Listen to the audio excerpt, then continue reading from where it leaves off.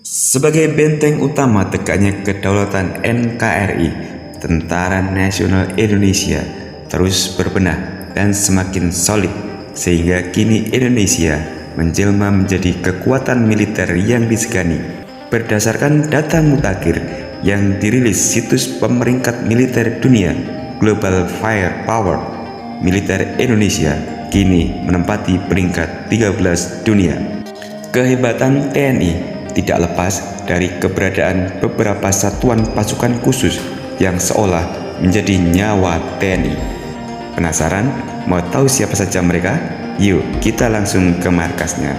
Tapi sebelumnya admin mau ngucapin terima kasih yang tak terhingga buat teman-teman semua yang udah berkenan menonton dan subscribe channel Retiora ini. Komando Pasukan Khusus atau Kopassus. Kopassus merupakan pasukan khusus TNI AD yang pastinya sudah familiar banget buat kita semua. Korps Baret Merah, begitu publik mengenal pasukan elit ini. Istilah ini muncul lantaran baret berwarna merah yang menjadi ciri khasnya.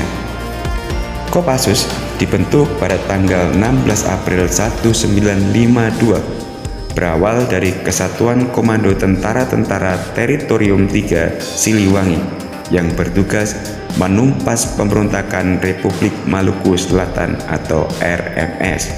Kopassus mengalami beberapa kali perubahan nama, mulai dari Resimen Para Komando Angkatan Darat atau RPKAD dan Komando Pasukan Sandi Yuda atau Kopasanda. Nama Kopassus sendiri baru digunakan pada tahun 1985. Sebagai pasukan elit, anggota Kopassus dibekali sejumlah kemampuan khusus, diantaranya gerak cepat dalam setiap medan, menembak cepat, pengintaian, dan anti-teror. Sejumlah operasi yang membuktikan kehebatan Kopassus diantaranya adalah penumpasan DITI, Operasi Militer PRRI Permesta, Operasi Trikora, Operasi Dwikora, penumpasan G30 SPKI, dan Operasi Seroja di Timor Timur yang sekarang menjadi Timor Leste. Nama Kopassus semakin disegani setelah berhasil melakukan pembebasan sandera pesawat DC-9 Garuda Woyla di Bandara Don Muang, Thailand, yang dikenal dengan Operasi Woyla pada tanggal 28 Maret 1981. Operasi pembebasan sandera tim ekspedisi Lawrence di Mapenduma, pedalaman Papua pada tahun 1996 dan operasi pembebasan sandera kapal MV Sinar Kudus yang dibajak oleh perompak Somalia tahun 2011 menambah deretan prestasi Korps Baret Merah ini. Kopaska merupakan pasukan khusus di bawah TNI Angkatan Laut. Pasukan dengan baret berwarna merah marun ini dibentuk pada tanggal 31 Maret 1962 atas arahan Presiden Soekarno untuk mendukung Operasi Trikora pembebasan Irian Barat. Kopaska memiliki tugas untuk menyerbu kapal dan pangkalan musuh, menghancurkan instalasi bawah air, penyiapan perebutan pantai, dan operasi pendaratan berkekuatan amfibi. Selain dituntut memiliki kemampuan dominan di lingkup maritim, prajurit Kopaska juga harus memiliki kemampuan dasar lainnya seperti terjun payung dan menembak. Kopaska memiliki semboyan Tanhana Wigna dan Sirna, yang artinya tak ada rintangan yang tak dapat diatasi. Detasemen Jala Mangkara, pasukan elit milik TNI Angkatan Laut di bawah komando Korps Marinir ini terlihat sangar dengan seragam hitam dan baret ungunya. Dibentuk pada tanggal 4 November 1982 sebagai pasukan khusus Angkatan Laut atau Pasusla. Personelnya direkrut dari Batalion Intai Amfibi atau Yontaifib dan Kopaska. Pasusla kemudian berubah nama menjadi Detasemen Jala Mangkara atau yang lebih dikenal dengan nama Denjaka 2 tahun sesudahnya. Denjaka bertugas menanggulangi ancaman aspek laut, yakni terorisme, sabotase, dan lain sebagainya. Mereka memiliki kemampuan seperti pencapaian sasaran lewat teknik lintas udara, penguasaan metode bawah air, dan lintas atas air senyap. Pasukan ini juga dituntut bertindak efektif dan sebisa mungkin menghindari korban jiwa dan material di pihak sendiri ketika menanggulangi aksi teror. Komando Pasukan Gerak Cepat atau Kopasgat. Kopasgat adalah pasukan tempur TNI Angkatan Udara yang bersifat infanteri dengan format organisasi tempur yang khas bagi kebutuhan matra udara.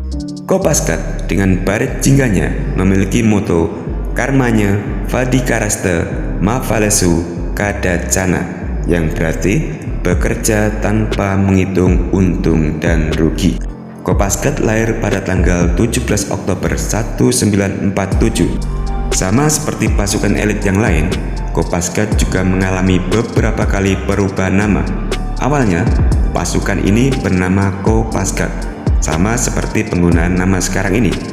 Namun, di tahun 1985, namanya berubah menjadi Pusat Pasukan Khas atau Puspaskas. Selanjutnya tahun 1997 berubah nama lagi menjadi Korps Pasukan Khas atau yang disebut Korpaskhas, dan baru pada awal tahun 2022 ini kembali menggunakan nama Kopasgat. Tontaipur. Pasukan elit yang satu ini belum begitu dikenal. Jenderal TNI Purnawirawan Riyamisat Riyakudu memprakarsai terbentuknya Tontaipur di tahun 2001 ketika menjabat sebagai Pangkostrat. Awalnya dinamai Peleton Intai Keamanan Tontaikam Brigade hingga akhirnya menjadi Satuan Peleton Intai Tempur, dan pada tahun 2005 ditingkatkan menjadi Kompi Taipur. Pasukan yang berada di bawah Kostrat ini bertugas melakukan operasi tertentu dengan jumlah pasukan yang relatif kecil, memiliki keahlian khas, yakni melakukan infiltrasi ke jantung musuh secara senyap untuk melakukan sabotase. Pasukan ini juga terlibat dalam misi pembebasan kapal MV Sinar Kudus di Somalia pada tahun 2011. Taipur memiliki kemampuan melaksanakan operasi di rawa, laut, hutan, dan perkotaan. Pasukan ini juga dibekali beragam senjata berupa senapan serbu, pistol, sangkur, sniper, dan sumpit khas suku Dayak yang beracun, biasanya diambil dari getah pohon atau bisa ular. Yontaifib. Batalion Intai Amfibi atau Yontaifib merupakan satuan khusus dalam Korps Marinir TNI Angkatan Laut. Tugas Yontaifib adalah untuk membina dan menyediakan kekuatan amfibi maupun darat serta tugas-tugas operasi khusus lainnya. Pasukan elit ini awalnya bernama Komando Intai Para Amfibi atau KIPAM yang dibentuk pada tanggal 13 Maret 1961. Yontaifib memakai baret warna ungu sebagaimana halnya marinir. Namun, yang membedakan dengan marinir adalah penggunaan brevet Trimedia di samping Pataka Korps Marinir. Memiliki semboyan Maya Netra Yama Dipati, yang artinya bergerak dengan cepat, rahasia, dan mematikan dalam setiap pertempuran. Satuan 81. Satuan 81 dulunya lebih dikenal sebagai Sat 81 Gultor. Kekuatan dari satuan ini tidak dipublikasikan secara umum, baik itu jumlah personel maupun jumlah persenjataan yang dimilikinya, semua dirahasiakan. Tidak seperti satuan lain yang selalu mengekspos kegiatan mereka, visi dan misi Satuan 81 adalah tidak diketahui, tidak terdengar, dan tidak terlihat. Pada 28 Maret 1981, telah terjadi pembajakan pesawat DC-9 Garuda Woyla di Bandara Don Muang, Bangkok, Thailand. Kopassus lalu diperintahkan untuk melaksanakan operasi pembebasan sandera yang akhirnya berjalan sukses.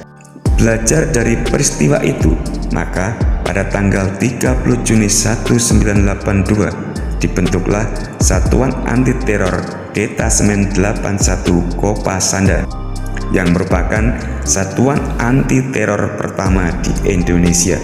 Pasukan yang berhasil membebaskan Woyla inilah yang menjadi cikal bakal anggota Den 81 yang belakangan berganti nama menjadi Satuan 81 Kopassus.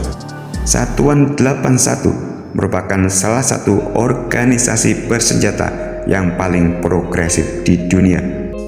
Satuan Bravo 90 disingkat Sat Bravo 90, sebelumnya bernama Den Bravo 90, adalah satuan pelaksana operasi khusus Komando Pasukan Gerak Cepat yang berkedudukan langsung di bawah Dan Kopasgat. Dibandingkan pasukan elit lainnya, Sat Bravo 90 adalah yang paling muda. Satuan ini baru dibentuk secara terbatas di lingkungan Korps Pasukan Khas TNI Angkatan Udara pada tahun 1990. Sat Bravo 90 bertugas melaksanakan operasi intelijen, melumpuhkan alutsista dan instalasi musuh dalam mendukung operasi udara dan penindakan teror bajak udara, serta operasi lain sesuai kebijakan Panglima TNI. Pasukan elit ini juga mendapat jatah berlatih menembak dengan menggunakan peluru tajam 3 kali lipat lebih banyak dari pasukan lainnya untuk mengasah kemampuan tempur. Bravo 90 berperan dalam misi geser Timor Timur sebagai buntut lepasnya Timor Timur dari NKRI. Merekalah yang bertugas sampai detik-detik akhir turunnya merah putih di bumi Lorosai. Batalion Raider. Batalion Raider adalah pasukan elit TNI Angkatan Darat. Secara umum, Batalion Raider tidak berbeda dengan prajurit batalion infanteri biasanya. Namun, kemampuan individu Raider lebih baik dari prajurit infanteri. Cikal bakal Batalion Raider adalah Batalion 401 Banteng Raider. Pasukan ini dibentuk untuk meningkatkan daya cegah TNI sebab Batalion Raider mampu beroperasi dalam unit kecil, rahasia, dan mendadak. Biasanya, dalam satu Kodam memiliki satu unit pasukan Raider. Tiap-tiap batalion dilatih secara rutin untuk memiliki kemampuan tempur 3 kali lipat di atas batalion infanteri biasanya. Nah, itu dia sobat, pasukan-pasukan elit dalam tubuh TNI menjadi garda terdepan dalam menjaga kedaulatan Indonesia tercinta. Terima kasih atas kebersamaannya, tetap semangat, dan jangan lupa bagikan video ini kalau menurut kalian bermanfaat.